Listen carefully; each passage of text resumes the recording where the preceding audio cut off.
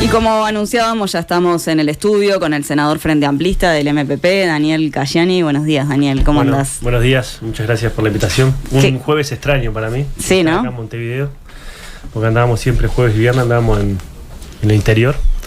Pero bueno, estamos ahí en las últimas horas de la veda y del acto eleccionario. Llegaste, que no es poca cosa. Esperemos seguir, que también no es poco, pero sí, ha sido una campaña diferente, a mi gusto, pero muy intensa, también muy linda, muy emotiva. Recorrimos, no sé, creo que no nos ha quedado ningún rincón del país por pasar, no a saludar, sino a recorrer.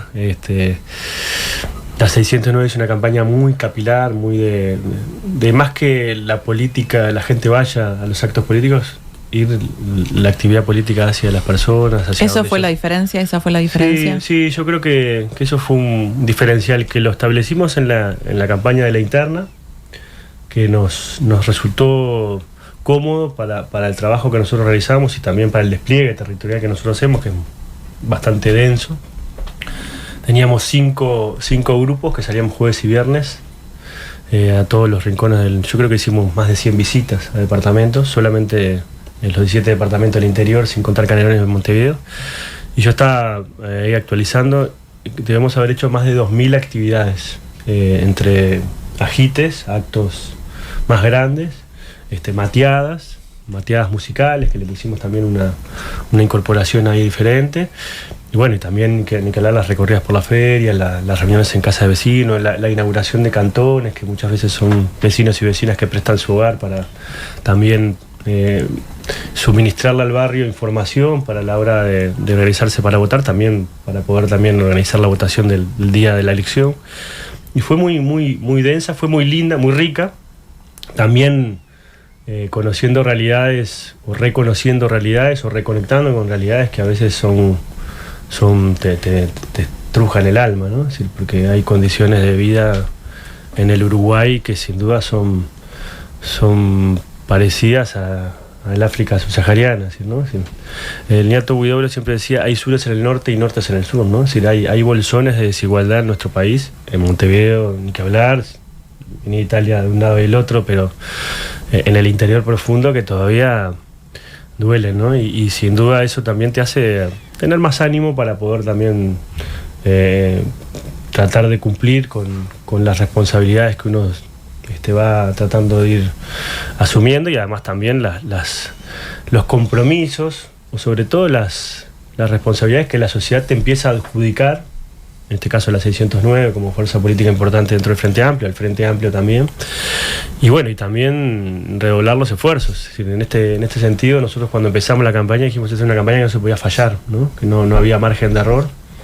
Hicimos una campaña en ese sentido muy buena. Sin duda hubieron errores, porque en toda campaña siempre hay errores, sobre todo cuando tenés un despliegue tan importante. ¿Y cuáles fueron los errores?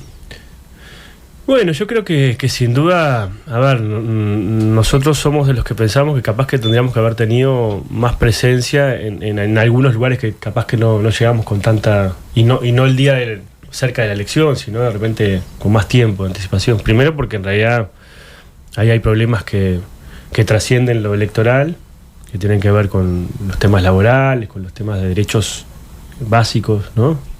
En Uruguay existen uruguayos clase B, ¿no? Y a veces clase C, ¿no?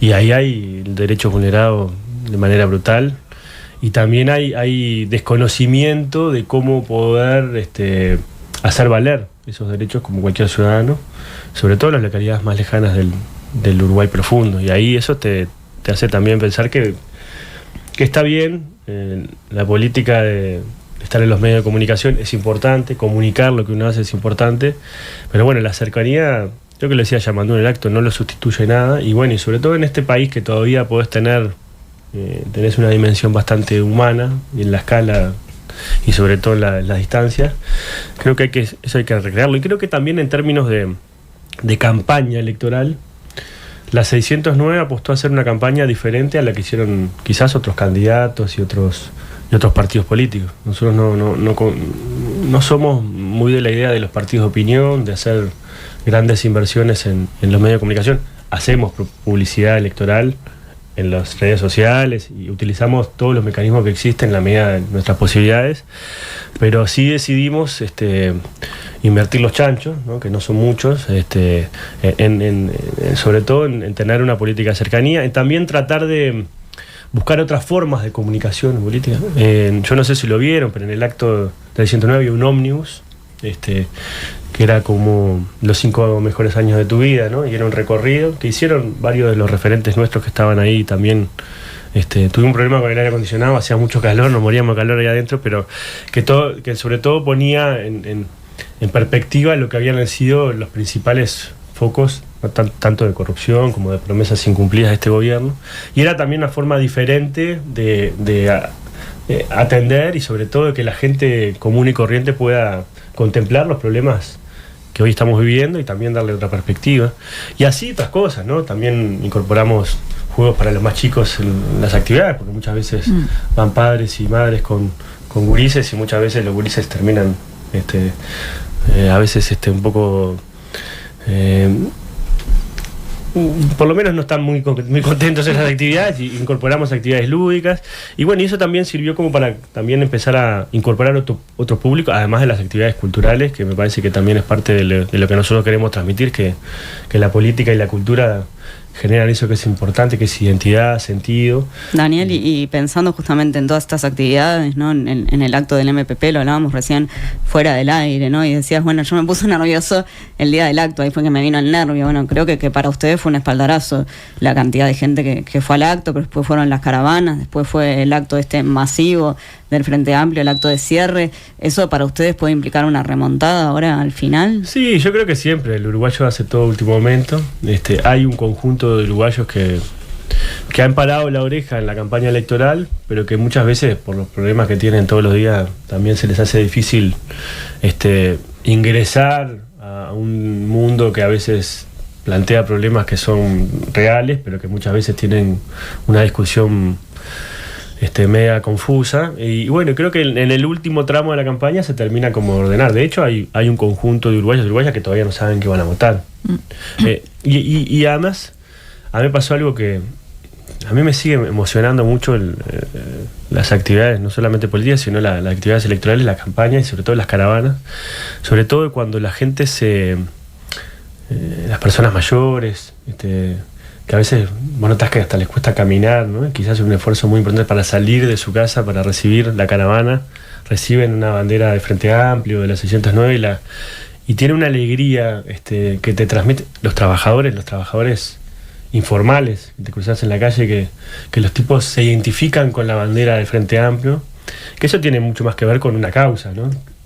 Y sin duda eso también te genera cierta, además de grado de satisfacción, porque la fuerza política sigue representando a los más humildes, ¿no? Sino también porque en realidad hay una legitimidad social, y creo que eso también está bueno, porque de última, no digo que esto le pase solamente al Frente Amplio, seguramente hay otras fuerzas políticas que le sucedan, pero bueno, creo que eso también reconforta, y creo que estamos en los últimos tramos de esta campaña. Creo que va a haber un conjunto de uruguayos que van a dar una señal interesante. Yo creo que el interior va a votar mucho mejor de lo que dicen las encuestas. Yo tengo ahí esto es no es nada fundado de manera científica, pero es una sensación de que, así como pasó en la interna, donde en realidad ninguna encuesta vaticinó que el Frente Amplio iba a ser la primera fuerza política, que iban a tener más de 420.000 votos. Era difícil, pero ninguna lo dijo. Ninguna encuestadora pudo, de hecho decían otra cosa, ¿no?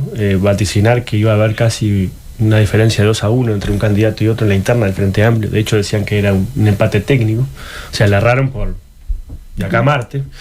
Yo creo que hay como un conjunto de uruguayas y uruguayas que hoy están haciendo una apreciación por dentro, que se sienten defraudados con este gobierno por diferentes motivos, que les cuesta expresar públicamente eso, porque en realidad uno cuando se siente defraudado con alguien, primero lo que hace es se siente traicionado. Y bueno, yo creo que eso también va a después tener un resultado electoral interesante. Están hablando tanto del oficialismo como la oposición de esto de la mayoría silenciosa, parecería, ¿no? Sí, yo creo que en realidad las encuestas dan todas que el Frente Amplio tiene 23 puntos, por lo menos 24 puntos de distancia con el segundo, con Yamandú con Delgado, 30 y pico de puntos con el tercero, y de hecho ha sido una gran hazaña el Frente Amplio, ¿no? Sí, porque en realidad mantenerse con estos guarismos de intención de voto en estos tiempos, durante tanto tiempo, sin duda es importante. De hecho, en cualquier país más o menos del mundo serio, que no hubieran hecho una modificación electoral como la que hicieron los partidos tradicionales en el 96 en contra de que el Frente Amplio, la elección estaría definida, ¿no? Sí, porque en realidad en cualquier sistema de balotaje, si vos tenés más de 10 puntos y más de 40%, la elección no hay segunda vuelta. Pero bueno, en este caso, como este sistema es el que está y es el que hay que respetar hasta que lo cambiemos, Daniel, sin duda me parece que también hay que poner, porque a veces uno se ve algunas conclusiones que se sacan en los medios de comunicación y en realidad estamos hablando de casi 25 puntos de distancia entre el primero y el segundo. Pues se suma la totalidad de los partidos. Bueno, pero pasa que la suma, a veces hay sumas que restan, ¿no? Y en segunda vuelta, sabemos que habiendo una distancia casi de 60 y 40 en el 2019, quedamos a 30.000 votos. O sea que en realidad, todas las encuestas dicen que en segunda vuelta hay una gran posibilidad que el Frente Amplio gane las elecciones si hay segunda vuelta. Nos gustaría consultarte por algunos episodios que se han dado en el último tramo de la campaña, sin ir más lejos. Este fin de semana el candidato del Partido Colorado, Andrés Ojeda, dijo que ya no saben con qué tirarle, que le tiraron una bomba de bots. Esto en referencia a la cantidad de visualizaciones que tuvo el directo del cierre de campaña del Partido Colorado. También entraron en el juego algunos actores externos, como la irrupción de este supuesto periodista español Javier Negre, tratando de increpar y sacándole alguna respuesta comprometedora a Yamandú Orsi. ¿Qué tan peligrosos crees que son estos episodios en nuestras elecciones? Y bueno, puede ser la puntita de lo que se puede avicinar en segunda vuelta, ¿no? Es decir, la campaña del miedo ya existe. De hecho, estamos viendo ahora la última semana los cucos que se empiezan a levantar. Cuando yo era chico me decían que los niños, si ganaban al frente, los niños los íbamos a llevar a Cuba. Después terminamos llevando a los viejitos para operarlos para que puedan ver, ¿no? Y así todo, ¿no? Sí, siempre ha sido establecido así la campaña del miedo. Va a haber una campaña de sucia, no tengo duda, porque en realidad... Hacia el balotaje. Hacia el balotaje. ¿Te esperás cuestiones peores que estas? Sí. No tengo... Benedetti decía que un pesimista es un optimista bien informado, ¿no? Yo en eso soy bastante pesimista, porque además hay prácticas que se han establecido. De hecho, Yamandú Orsi fue víctima de una de esas al principio en la interna. Ahora aparentemente también, ¿no? Ojeda, que aparentemente terminó radicando la denuncia en un juzgado en Mendoza, en Argentina. Fue hasta allá a hacer la denuncia al mismo. Todavía no sabemos qué dijo, porque primero dijo que había una campaña sucia en su contra, después dijo que en realidad los videos eran verdaderos, pero que en realidad se estaban pagando por parte de cuentas vinculadas a Yamandú Orsi. Es decir, son cosas medias gruesas. Y bueno, también el que va tercero y lejos a veces tiene que apostar ese tipo de cosas. Creo que no está bueno para el Uruguay. Yamandú y el Frente Amplio intentaban hacer una campaña positiva en el sentido de no agraviar. A Yamandú lo han tirado con todo, ¿no? Es decir, el oficialismo en general, lo primero que ha querido instalar y ha tratado de instalar a lo largo de toda la campaña es que Yamandú no tiene traje presidenciable, ¿no? Primero porque no ganaba la interna, era Tribilino, Tibiorsi, ¿no? Es decir, no tenía la capacidad de ni siquiera ganar en su propia interna. Después que ganó la interna no tenía la capacidad de conformar una fórmula unitaria, lo hizo. Después que no tenía la capacidad de nombrar un ministro de Economía, lo hizo. Después que no es decir, no quiere debatir y en realidad ha ido a todos los programas. Sí. Eso era el fuerte, creo, ¿no? Lo están escondiendo, era Sí, y me parece que todo eso ha fracasado. Yo creo que lo que no sé, porque en realidad si uno mira también las encuestas, el que está pinchado es el candidato del Partido Nacional, que de abril hasta ahora perdió 1/3 de los votos, ¿no? Del 31%, 20 y pico % que tenía intención de voto del Partido Nacional, y está casi en el 20%, ¿no? Si la tenía una caída. Y el tercero, Ojeda, que parece Pablo Coelho a veces cuando habla, ¿no? Porque te habla siempre todo de temas, nunca te habla de una propuesta de lo que va a hacer, sino de cómo se siente él, la fe que se tiene, que está bien, pero no es un coach, es un candidato a presidente, ¿no? Es decir, me parece que no hay que levantarle el ánimo al Partido Colorado, lo que tiene que hacer es propuestas, ni que hablar si a veces se acuerda del vallismo sobre esos temas, pero en realidad me parece que también ahí hay como una falta de conexión con un principio de realidad. ellos están representando uruguayos y uruguayas que están pasando los mismos problemas que están pasando los frente amplistas. Es decir, hay falta de laburo, hay falta de ingresos en nuestro país, hay violencia, la gente vive con miedo, hay problemas de pobreza infantil, hay problemas de alimentación, hay problemas de acceso a medicamentos, y te lo plantean todos los uruguayos que te reunís con uruguayos que son votantes Frente Amplio, y la mayoría que no, y muchas veces no terminan conectando con esa realidad que hoy están viviendo los uruguayos. Entonces me parece que también, creo que los dirigentes de los partidos del oficialismo están un poco alejados de eso, y bueno, y tienen que apelar al no conectar con eso, tienen que apelar a la campaña del miedo, pero bueno, es un tipo de política, veremos qué sucede. Yo creo que el Uruguay no se termina el 27 de octubre, el 28 vamos a estar todos laburando, tratando de que el Uruguay salga adelante, para construir acuerdos políticos posteriores a la conformación de un nuevo gobierno y un nuevo parlamento. Hay que tener capacidad de diálogo y no hay que quemar los puentes, ¿no? Y me parece que ahí también hay como responsabilidades que hay que asumir, ¿no? No te podés prestar para cualquier cosa y discutir con un candidato que un macaco ahí en el Canal 4 haciéndote no sé, el que sos un cra, ¿no? El langa, ¿no? Y después pedir respeto, y ¿no? Me parece que también hay que saber ubicarse en el tema.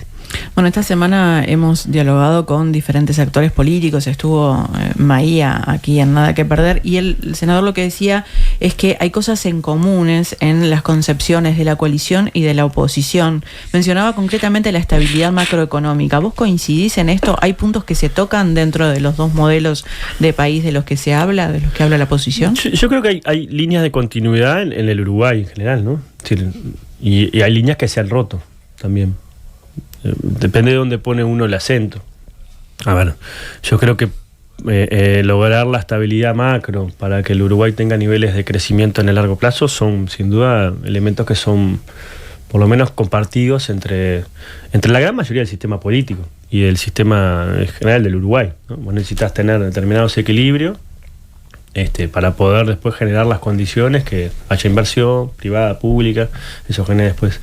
El problema es que la derecha siempre se olvida de la otra parte, que es crecimiento con distribución, que es desarrollo, ¿no? Y ellos nos dicen, bueno, vamos a crecer y después esto va a terminar derramando así. Y el problema que hemos visto es que en este gobierno, pero si vos mirás la foto larga, cuando gobierna la derecha hay crecimiento pero no hay distribución. El otro día había un material que nos pasaban un conjunto de economistas que sacaba una foto. Yamandú habló de los 40 años de democracia, ¿no? Del gobierno de Sanguinetti primero hasta el gobierno de la calle Pou. Si uno mira la foto de esos 40 años, 25 años gobernó la derecha, 15 años gobernó el Frente Amplio. Del 100% del crecimiento del salario que hubo en ese tiempo, el 87% se dio en los 15 años de gobierno del Frente Amplio. Solamente el 12% se dio en los otros 25 años. De hecho, en el gobierno de Valle hubo disminución del salario, y después hubo incremento del salario real en los otros gobiernos de un 2%. Cuando gobierna la derecha, el salario no crece las jubilaciones, porque si no crece el salario real, no crecen las jubilaciones y las pensiones, y lo que termina es concentrándose parte de la riqueza del país. Y eso sí es un diferencial. Eso, Daniel, es fundamentalmente lo que hace a estos dos modelos, o sea, eso es lo que está en juego el domingo. Sí, yo creo que sí, sin duda, porque si mirás la foto larga, ahí no estaba ni la crisis sanitaria, ni la guerra de Ucrania, ¿no? Es decir, hubieron muchos eventos, pero en realidad la foto larga lo que te da es que hay dos modelos de gobierno. Es decir, uno que pone el acento en crecer para que los Maya Oro puedan generar dividendos y eso en un momento caiga a la sociedad, y que sabemos que eso no sucede, y otro que trata de crecer con inclusión, y el crecimiento con inclusión es desarrollo, y eso es básicamente lo que propone Yamandú Orsi, es decir, bueno, mi gobierno, si crece la economía, los salarios y las jubilaciones van a crecer. ¿Por qué? Porque el 90% de los hogares del Uruguay, entre otras cosas, vivimos de los ingresos que generamos a partir del trabajo, a partir del trabajo remunerado, y eso es importantísimo. Pero además porque después hay otras formas de distribuir ese ingreso, que es una por la vía salarial directa, creando trabajo y aumentando el salario, las jubilaciones. Y la otra es la indirecta, ¿no? Porque vos no podés aumentar el salario per se, tiene que tener una relación con la productividad, ¿no? Si no, podés generar un problema desde el punto de vista del equilibrio de la economía, que tiene que ver con la distribución en políticas sociales, que es otra forma ¿no? De vos captar recursos, hacer crecer. Y última, también al mismo tiempo vos estás distribuyendo salario de manera indirecta, porque si vos mandás a tus gurises a la escuela de tiempo completo, bueno, vos estás teniendo un cuidado de tus hijos, la alimentación de tus hijos y la educación de tus hijos, y ¿quién lo brinda eso? El Estado. Si lo tendrías que pagar, te saldría un fangote de guita, ¿no? Entonces, y a veces también eso es parte de las dos ajustes que hizo este gobierno en la sociedad. No solamente en el salario, 40 meses congeló los salarios con las jubilaciones y pensiones, sino también a través del recorte de la inversión. Porque si vos no tenés dinero para acceder a los medicamentos, te jodés. Ahora, si tenés dinero, accedés. Entonces estás también generando. Entonces me parece que también ahí hay diferencias importantes, más allá de las líneas de continuidad, que sin duda son importantes. Pero bueno, me parece que hoy estamos también viendo qué parte de la balanza uno pone como algo importante. Y nosotros también somos los que pensamos que uno no tiene que votar en función del interés personal solamente, de cómo te va a ir a vos, sino cómo le va a ir al Uruguay. Porque uno vive en una sociedad, vive en un barrio, vive en una ciudad, vive en un país que va a la feria, que manda a los gurises a la escuela, que va a la parada del ómnibus a tomarse, ¿no?, el ómnibus para ir a laburar. Y si el conjunto del país no mejora, por más que vos te esfuerces y seas el uno, seas el capo mundial en lo que haga, no te va a ir bien. Porque no vas a vivir en una sociedad que va a estar más o menos modestamente acomodada, como dicen los chinos, no vas a tener posibilidades de desarrollo, no vas a tener posibilidad de que tu familia, tus gurises, pero el entorno de tu barrio mejore, y me parece que ahí también perdemos todo. Entonces también en eso hay que ver cómo uno pone en la balanza algunas cosas. Siempre es fácil decirlo, pero bueno, yo creo que también esto es importante. El Uruguay hoy está en una encrucijada importante. El Uruguay no aguanta 5 años más de un gobierno que además ni siquiera es una coalición de multicolor. Lo que se espera para el próximo mes va a ser una coalición bicolor, porque parece justamente ahora que traes a la mesa el tema de la coalición, ¿cómo evaluás la interna de este conjunto de partidos? Bueno, yo creo que esto es una coalición que empezó siendo, se autodenominó, se autopercibe como republicana, ¿no? Y que en realidad terminó siendo una coalición que gobernó para un conjunto minoritario de la sociedad y que sobre todo cercenó derechos importantes, y que terminó ahora como fagocitándose en sí mismo, ¿no? Yo creo que hay un partido nacional que cada vez tiene menos espacio para las corrientes progresistas y wilsonistas, un partido colorado que también tiene cada vez menos espacios para las corrientes progresistas y vallistas. Ese conjunto de partidos, en un momento era el Cabildo Abierto, el Partido Independiente, el Partido de la Gente, el Partido Nacional y el Partido Colorado, ya no es tal, ¿no? Ya en realidad hoy hay por lo menos un partido que es el hegemónico, que es el Partido Nacional, que además está hegemonizado por el luisismo, diría Mujica, o el neoherrerismo, y sin duda el Partido Colorado hoy aparentemente puede tener una intención de voto un poco mayor. Hay que ver el fenómeno Ojeda o Bordaberry, cuál es el que termina pesando más en ese sentido, pero que sin duda se ha vuelto casi monocromática, ¿no? Esa coalición multicolor hoy está bastante deslucida. ¿Eso lo prefiere el Frente Amplio? Nosotros no preferimos, en términos de cómo se constituye la oposición, seríamos muy poco serios y diríamos qué posición preferimos. Yo creo que bueno, eso pero no es lo que, mismo un cabildo abierto, un 11%, un 6%, un 3%. Lo que tiene que definirlo eso es la ciudadanía. Lo que sí es verdad es, Manini ayer lo dijo en la radio, fue que si la coalición pierde no existe más coalición, ¿no?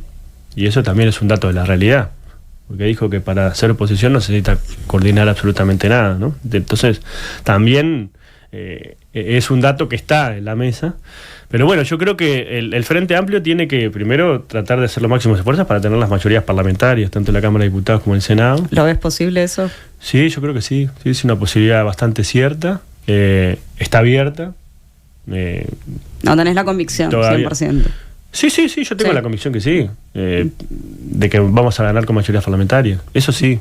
Lo que es verdad que las encuestas hoy te dicen que es una posibilidad, no te dice que claro, esté. claro. Pero bueno, nunca lo dicen, ¿no? Yo, desde que estoy en esto, nunca hay una encuesta que te diga que el Frente Amplio va a tener la mayoría parlamentaria. De hecho, cuando ganamos en primera vuelta en el 2004, tampoco decían que íbamos a ganar en primera vuelta. O sea que el Frente siempre desafió un poco, le puso un poquito más a las encuestas. De hecho, me acuerdo del 2014, cuando ganamos con mayorías parlamentarias, todas las encuestas daban como resultado de que el Frente Amplio no tenía mayoría parlamentaria en 2014, ¿no? Entonces, también ahí siempre hay como un juego, ¿no? Es decir, que de hasta cuándo se mide, qué se va informando. Pero bueno, lo importante es tener mayorías parlamentarias, es tratar de no suplantar una mitad por otra. Yo creo que algo que también aprendió el Frente Amplio es que en estos 5 años al Frente Amplio lo ningunearon, ¿no? Si no le pedían, no nos dieron oportunidad ni para resolver dónde se ponía el papel higiénico en el Palacio Legislativo, ¿no? Porque después hablan del palo en la rueda y en realidad acá siempre hay, como en el truco, hay uno que es mano, ¿no? Y en realidad acá el gobierno decidió ignorar al Frente Amplio, suplantarlo, cuando obtenía mayorías de la coalición, nos pasaban por arriba. De hecho, hay muchas historias en ese sentido. Y bueno, creo que también eso el Frente tiene que ver y también cómo no nos olvidamos de otra parte de la sociedad, porque la sociedad se representa en partidos, pero también se representa en organizaciones sociales, trabajadores, empresarios, que también tienen derecho a opinar sobre la gestión de la cosa pública, sobre la construcción de las políticas públicas, que tienen derecho también a aportar su mirada, y me parece que eso es lo que enriquece a la democracia, no solamente la democracia partidaria, que es muy importante, sino también el conjunto de expresiones que existen en la sociedad, que muchas veces también fueron casi muteadas, ¿no? en este gobierno. Daniel, han sido muy críticos con lo que tiene que ver con la política exterior que ha implementado este gobierno. Bueno, ¿cuáles van a ser las claves en un eventual gobierno de Frente Amplista, las claves que van a utilizar ustedes en materia? Bueno, la política exterior del gobierno ha sido un desastre, ¿no? Ha sido de las peores áreas del gobierno. Pasa como se debate poco en el ámbito y pesa poco en el debate social de la sociedad. El riesgo de hacer macanas para este gobierno por lo menos le ha salido casi cero, ¿no? Este gobierno se peleó con la región, dijo que iba a hacer un tratado de libre comercio, con China no lo hizo, con Turquía nació muerto, es decir, todo mal, ¿no? Cambiamos 3 cancilleres, es decir, 2 subsecretarios. Estamos ahí diciendo que ahora el candidato Delgado dice que ya estamos en el avance preliminar para hacer un tratado de libre comercio. Paganini nos informa 2 días antes la comisión que en realidad el tratado de libre comercio con China está en stand-by. O sea, ahí viste ya dicen cualquier cosa, ¿no? Cuando vos te das cuenta cuando tirás la toalla, cuando la gente ya empieza a decir cualquier cosa. Esta semana Paganini, el canciller, decía que durante este periodo se abrieron varios mercados. Sí. No sé cuáles. ¿No estás de acuerdo con las declaraciones de Paganini? No, yo qué sé. Paganini, yo voy a quebrar la lanza por él porque creo que están intentando ordenar ese desastre que dejaron los demás cancilleres en la Cancillería. Pero bueno, yo creo que se perdió 4 o 5 años no tanto de abrir mercados o no, que eso es una consecuencia y es muy importante para la producción nacional, sino más bien de la presentación del Uruguay en el mundo, ¿no? El Uruguay en el mundo en términos de la consideración general ha disminuido su presencia. Mirá, ahora está funcionando la COP en Colombia, no hay ningún representante de la Cancillería uruguaya. Los temas ambientales que han sido un elemento distintivo en la presentación del Uruguay en el mundo, entre otras cosas por la cambio de la matriz energética, el Uruguay natural, ¿no? Esa era nuestra marca de presentación en el mundo. No estamos en ahora están los bonos verdes. Y así todo. Si vas a empezar a analizar es todo, pero me parece que lo que sí que hay que... ¿Cuáles deben ser las líneas? Y bueno, primero volver a los orígenes, tratar de tener una política exterior que tenga en cuenta algunos principios básicos, ¿no?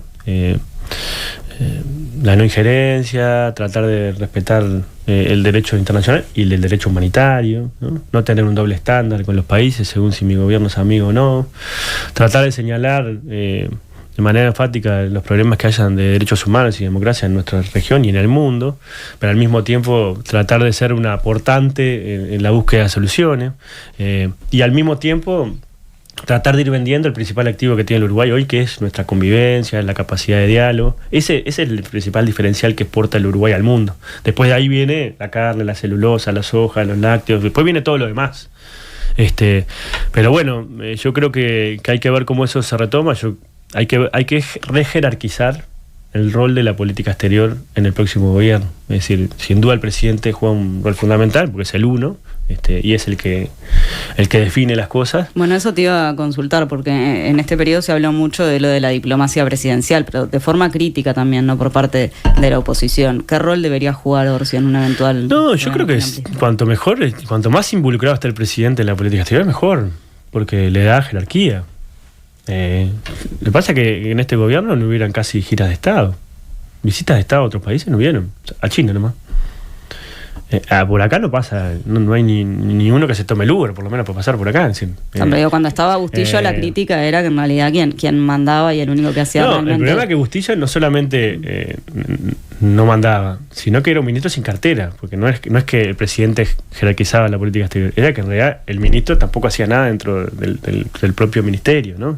Y de hecho era un caos, ¿no? Salvo para dar algún pasaporte express y algunas cosas más, después el ministerio perdió potencia, perdió capacidad, todo lo que tenía que ver con la política migratoria, los consejos consultivos para relacionarnos con los uruguayos en el exterior. Es decir, el liderazgo de la política exterior consolidada en el Ministerio de Relaciones Exteriores se perdió.